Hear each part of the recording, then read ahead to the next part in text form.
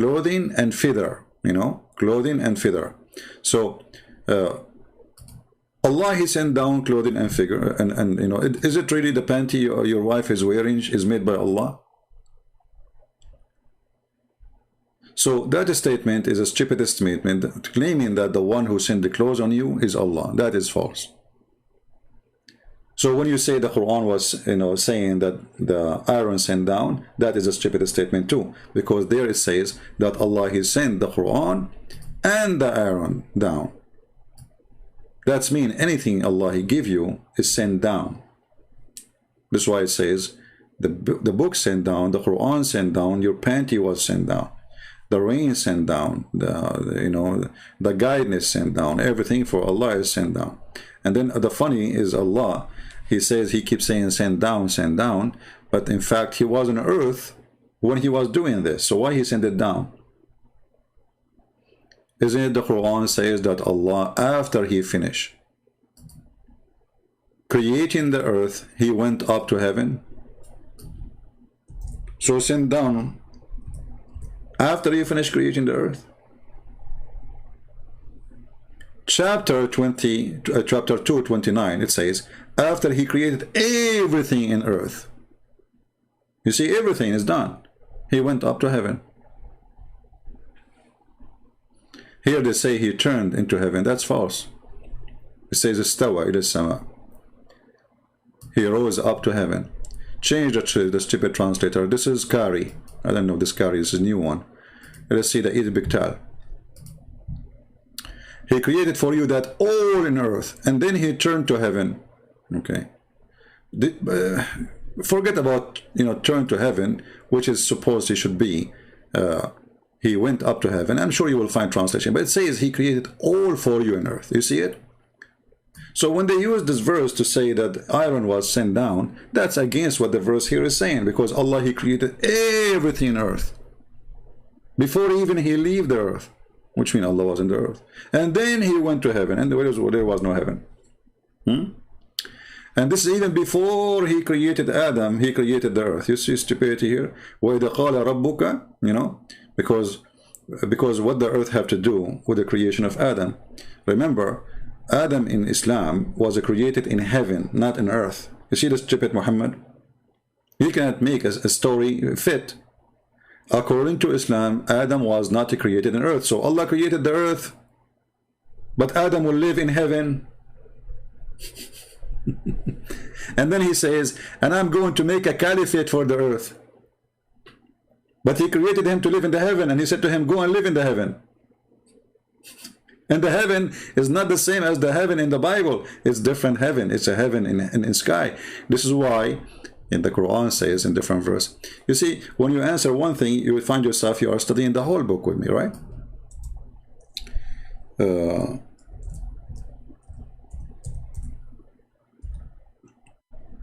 So when Adam and Eve, they misleaded by the devil Allah, Allah says to them, get down, act differently. So when they did commit sin, what Allah he said to them? And look at this false translation. Get down. Where is get down? Here we go. We found it. Get down. See? So Allah created Adam to live in heaven, and heaven is in heaven, which is in the sky. So why he created the earth?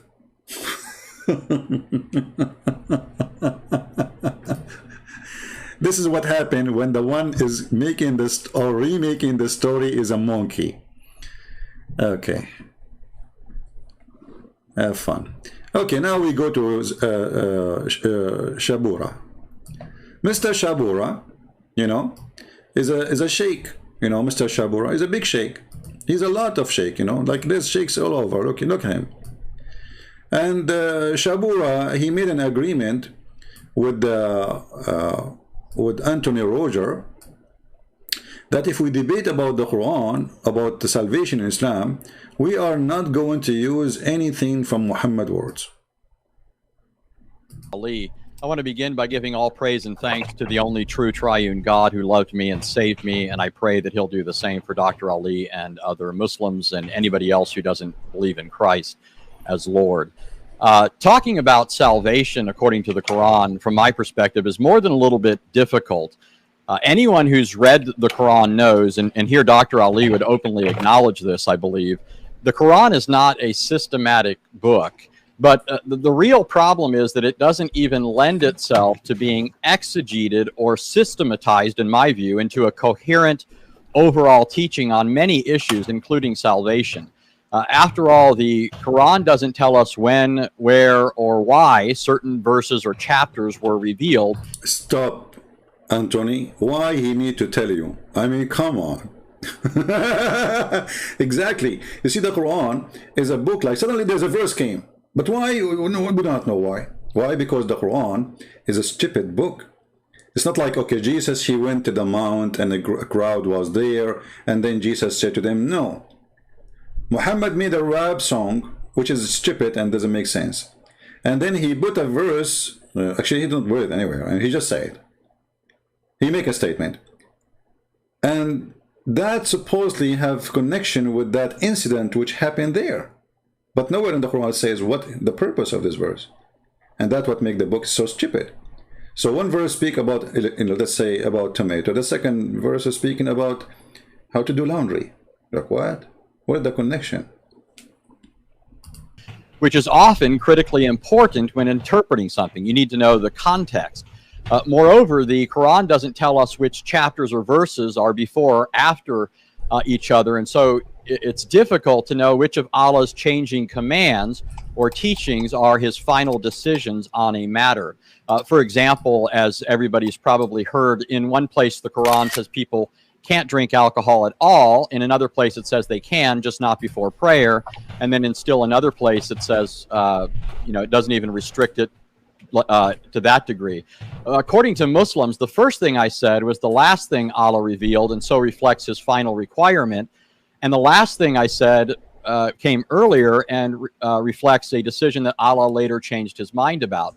But the Quran doesn't tell us that. It just has these differing commands in different places. And so this is one of many examples where a person is left wondering from the Quran alone what Allah requires. Also, in many cases, when reading through a section of the Quran, it's difficult to tell if it's talking about the same subject from one verse to the next. You can be reading along about one thing and at some point realize that the subject switched somewhere along the way. And when you try and retrace your steps to find out where that switch took place, it's not clear. And so the question becomes, are we supposed to incorporate this intervening material into our understanding of the earlier subject or the later subject? Moreover, as Allah himself was forced to admit in Surah 3:7, as a result of the promptings of the Christians of Najran, many verses of the Quran are not just difficult to understand, but are so unclear that they can be understood only by Allah, which not only leaves us in the dark about the meaning of some of those statements. Isn't it beautiful that Allah, he made verses only Allah can understand? So beautiful. I love this, Allah. Hey guys, I'm going to give you a verse. Only Christian Prince understand.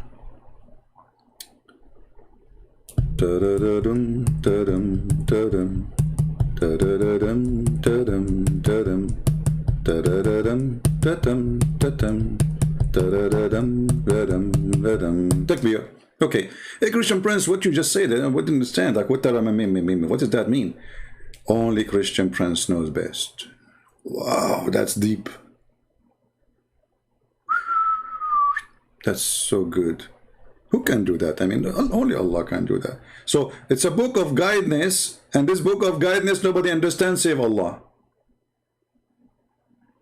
Oh boy. Statements, but also leaves us wondering what the point is in really revealing verses that don't reveal anything. In addition, the Quran tells us that those who try to understand the unclear verses have a diseased heart. But since the Quran doesn't give us a list of which verses are only known by Allah and which verses can be understood, a person ventures at his own peril to either include or exclude verses from his overall understanding. The point that I'm driving at here is that all of this is inimical to exegesis, And without being able to arrive at a reliable exegetical conclusion about things the Quran says, it's impossible to see how various statements cohere with one another. Stop, for the sake of God. I mean, Shabir Ali right now, he is putting him dead in the basket. He says, what I will say to this guy after what he said. But Shabir Ali have an answer for this. But I want to see the part where he says we agreed to have the debate in Quran only as a request of Shabir Ali. Shabir Ali requested to have debate in the Quran only. I don't know which part is that in this. I don't want to play the whole thing. Where it is. To produce an overall doctrine of salvation. What we're left with is trying to decide what salvation is from a book that lacks context, clarity, and coherence. And that on so momentous a matter as one's eternal destiny.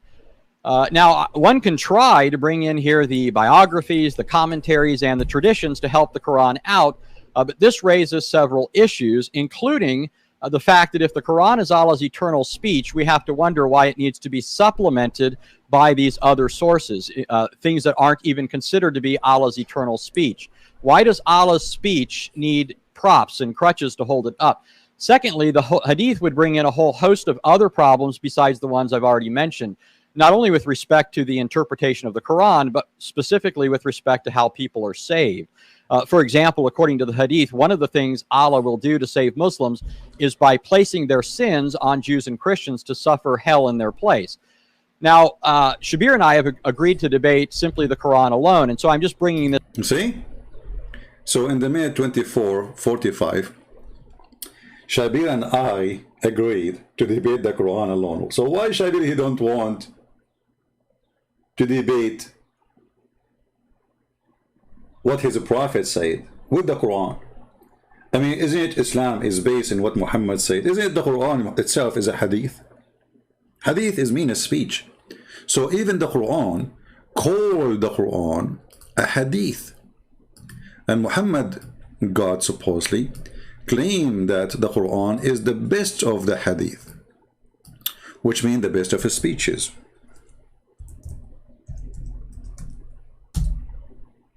As you see,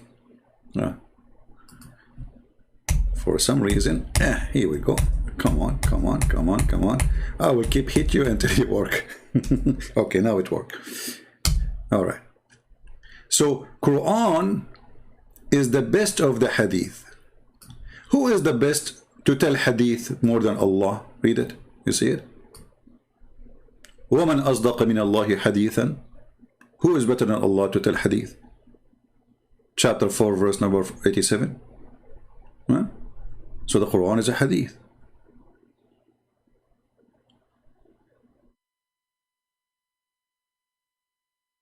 All of those words in the Quran is speaking about a hadith. A hadith. Quran is a hadith. See? In chapter 39, verse number 23, it says literally, the best of the hadith is the Quran.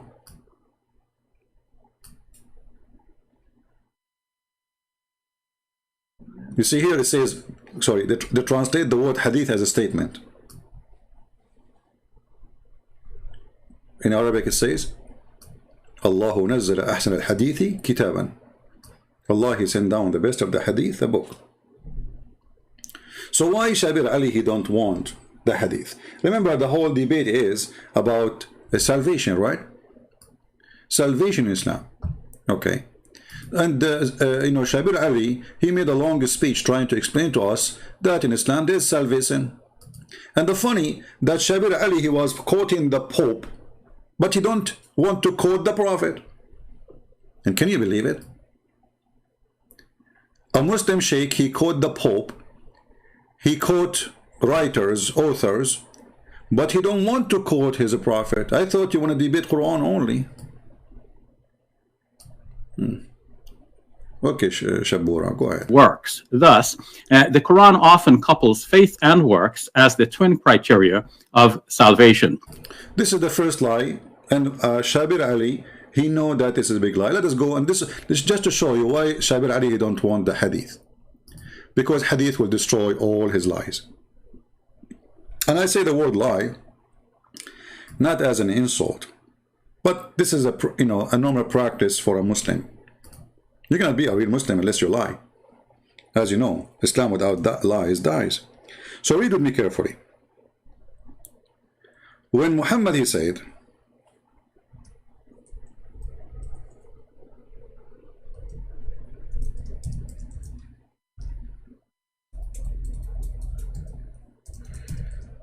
that a Muslim deed will not save him. So what will save him? Muhammad explained.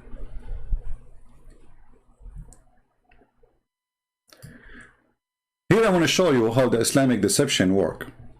If you read this hadith as an example in Sahih Muslim 28, 16e, it says, there's none of you whose deed alone, see the word alone?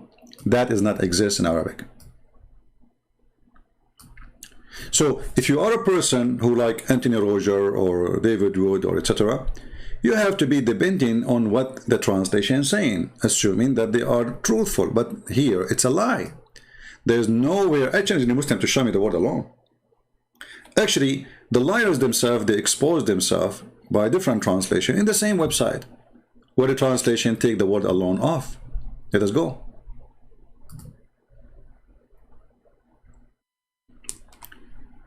Abu Hurairah reported the messenger saying, none of you will be rescued by his work. Where is the word alone? This is the same hadith. The word alone is gone. But this is the correct translation. Right?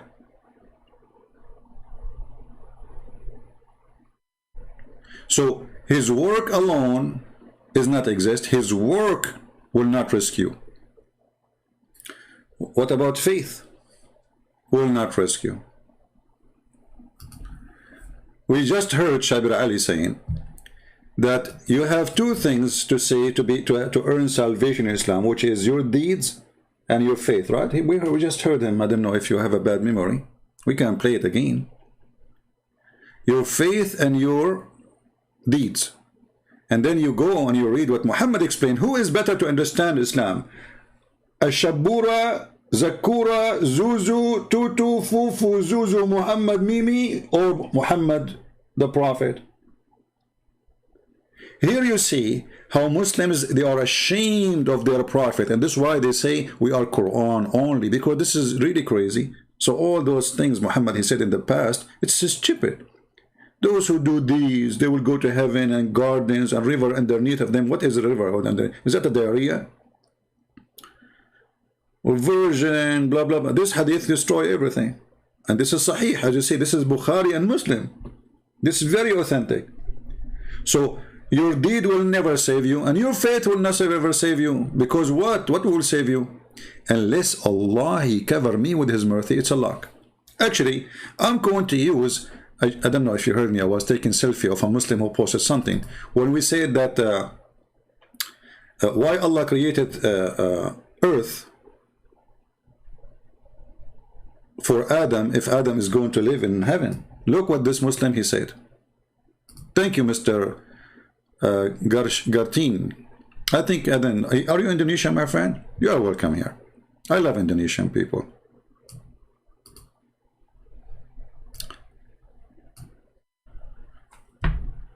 Allah created the earth because He had predetermined for Adam to sin.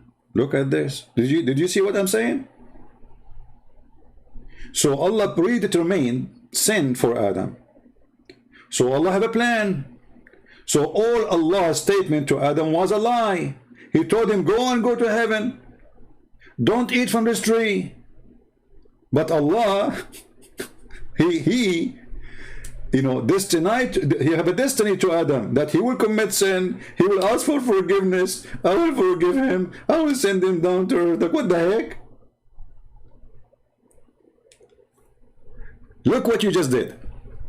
You are in total agreement with your prophet, may Allah bless him and give him more vagina. Because remember, Muhammad, he says he will have the power of 100 men, 100 men of people of heaven in sex. And those 100 men, each one of them have the power of 40 men in earth. The total 4,000 men of sex. So imagine how much Muhammad, he need women, man. Well, we lined up like long line from here to California. I mean, do you know what is California?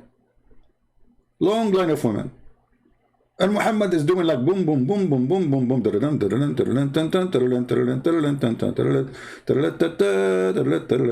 And by the way, in the heaven, there is no prayer. No, nobody pray in heaven. That's more. That's it. In heaven, you just have sex and eat falafel. Even the, you know. Oh, you were stating that Islam is stupid. Thank you. Sorry, I thought you are a Muslim. Anyway, but this is what Muslims did say actually, and we have many videos about it before. So, in all the speech of Shabura, he was trying to fornicate with the Quran. You know, they are fornicators of religion. They fornicate with their God. Let us try to deceive them and lie to them and give them some shish kebab, and we will not show them what the Prophet said, the first fornicator. Because if we show them what the Prophet said, they will be disgusted and they will reject the stupidity. So, what is going to save us? No deeds. None of your deed will save you. Okay, what will save you? Even Muhammad, even you? He said, even I. I like it, this guy who asked Muhammad, even you, because now he made it more perfect. He was asked, if not even he would. He replied, not even I, unless Allah cover me with his mercy. So it's about good luck. So all your deeds you do is for what then?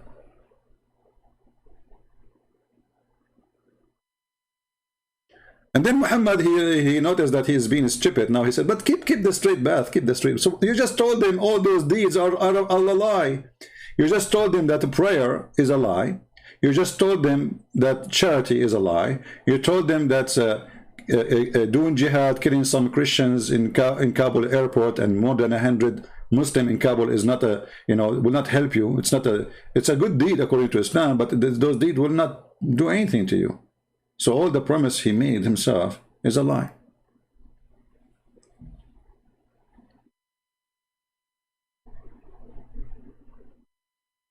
Do you see it? So when Shabir Ali was explaining, and he made it clear to Anthony Roger, now listen, we will debate, but don't quote for me what the Prophet said, because one quotation from what the so-called the Prophet Muhammad, all my debate is conquered, and already we did. Not only that, Islam teach some horrible things about salvation. If we can even use the word salvation in Islam, it doesn't fit anywhere. We mentioned to you before many stories. When Allah, he created the human being. See, I said I'm going to go live for a short time because my throat is hurting, but the Lord is helping me with the pain. So I'm not feeling really any pain now. So according to Muhammad, when Allah, he created a baby, and when the baby, he stay in the mother of his in the belly of his mother for 40 days as a sperm. Look at this guy, genius, Dr. Muhammad. Dr. Muhammad, where you learned that a human being is gathered in the form of a semen in the womb of his mother for 40 days? Where do you get this science from? The only one who can answer such a tough question is Dr. Zakir Naik, Zakura, But that's it. The Prophet, he mentioned for you, did you know that a semen, he'd go together in the womb of the mother for 40 days. Zakir, but semen don't live more than 5 days, maximum. Listen, Prince, my name is Dr. Zakir Naik, and I know about medicine, and you're ignorant. Okay, Zakir Naik, I understand, you are a Dr. Zakir Naik, no problem. Even your last name is the F word in Arabic, but this is not the problem now. So, but science says, all books, all scientists, all doctors agree that semen can live for 5 days. So how semen can live for 40 days and 40 nights in the belly of the mother according to Muhammad? Great friends, first of all, you did lie. You just said that all doctors, they agree. And you forgot that you are talking to a doctor. I get you busted. So not all doctors agree. And I am a doctor, and I don't agree. Zakir Naik, as I know, that you have a degree in donkeys. You know, you are a vet, you know. Good friends, I'm a doctor, not a vet. It's true that I was dealing with a lot of animals in my life. But this is not the reason to say I'm not a doctor. Okay, what? How you are a doctor and you say such a thing? 40 days semen, do you have a proof? First of all, a Muslim, he do not need your proof. Allah is my proof. Ah, Allah is your proof. You get me busted now here. I mean, what? That's it. I am in disability. Exactly. And don't call me again. And show me your face. And tell me your name. What? This is Islam. And then Muhammad, he says, after he gathered you in the form of a semen for 40 days, it become a clinging thing. In fact, this is false translation. It says, it became a dead blood, alaqa. And then it become a flesh. And like that, 40 days. So 40 days, 40 days, 40 days, 120 days, you are done. According to Muhammad, a baby is done to be a complete baby in 120 days. And then the angels will come and breathe to him the soul. Look, angels can breathe to him. I thought Allah is the one. So angels are creators. I mean, do you see how dangerous this statement is? Angels, they breathe into the creatures. They create. Angels are creators. Based on this, angels are creators, because who give life? The angels. Read it. Another stupid statement from the man who called himself a prophet. Actually, you know what? This reminds me when Aisha, she said, you, the one who claimed to be a prophet, can you believe it? The wife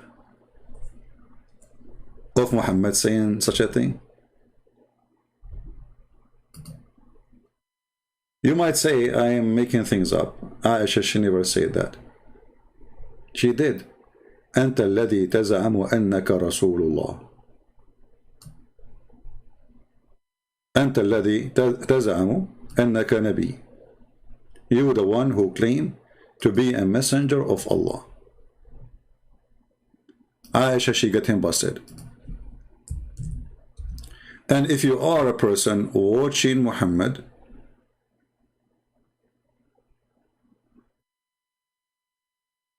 at that time, you will say the same thing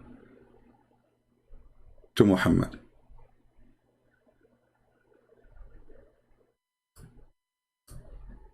Let us see if we can find the hadith.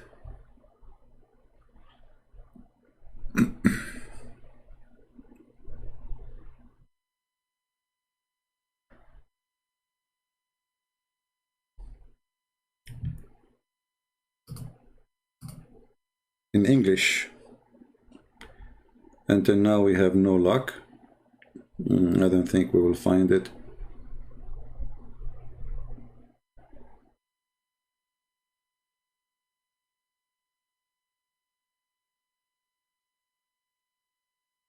Let us try another sentence.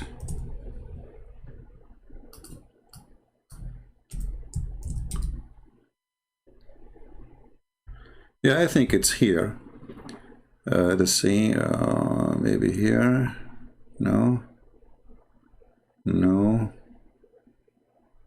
Anyway, I'm going to post a link. It's going to show you all the hadith and all the reference. You know? And the Muslim, for sure, they will say to you, this is a weak hadith, blah, blah, blah, blah, blah, blah, blah, blah, blah. You know, okay.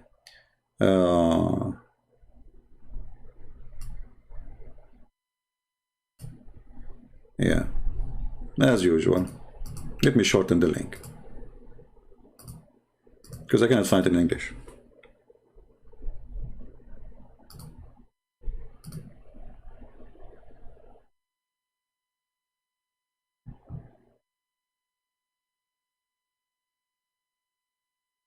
Actually, there's tons of videos about it in YouTube by the Muslim Sunni sheikhs.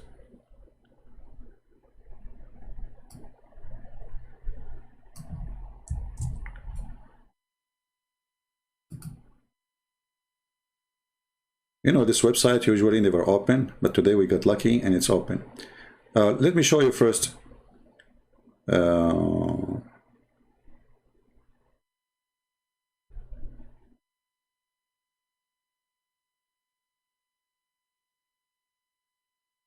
Here, Aisha, she said to him, aren't you the one who claimed to be a messenger of Allah? Then he smiled at her. He said,